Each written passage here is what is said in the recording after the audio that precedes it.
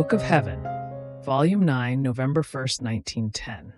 The consummation in the unity of wills forms the supreme unity. Continuing in my usual state, blessed Jesus came for just a little and told me, My daughter, the supreme unity is when the soul reaches such tightness of union with my will as to consume any shadow of her own will, in such a way that it is no longer possible to discern which one is my will and which one is hers. Then my will becomes the life of this soul, in such a way that whatever thing it may dispose over her as well as over others, she is content with everything. Anything seems to be suitable for her: death, life, cross, poverty, etc.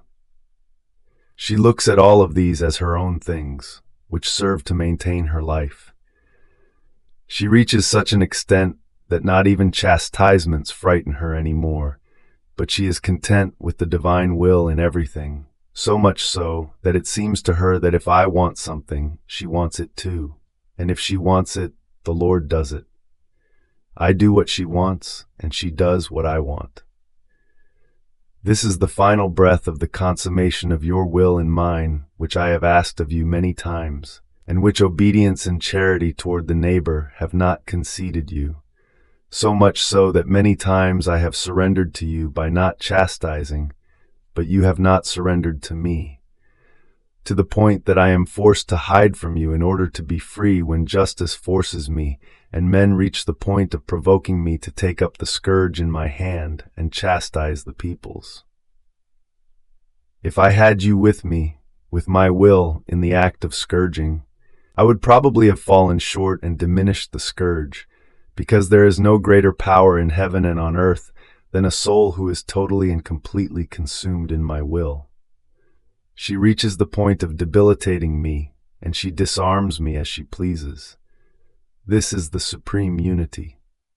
Then there is the low unity in which the soul is resigned. Yes, but she does not look at my dispositions as her own things, as her own life, nor does she delight in my will, or dissolve hers in mine.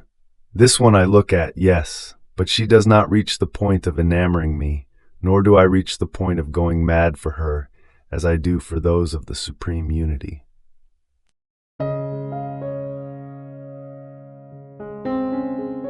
Thank you for being a part of our community here at Divine Will app. If you enjoy listening to Jesus' lessons on how to live in the divine will, please give this video a thumbs up.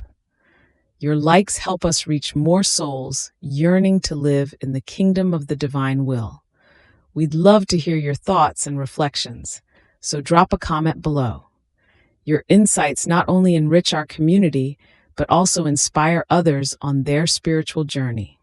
And don't forget to subscribe to our channel.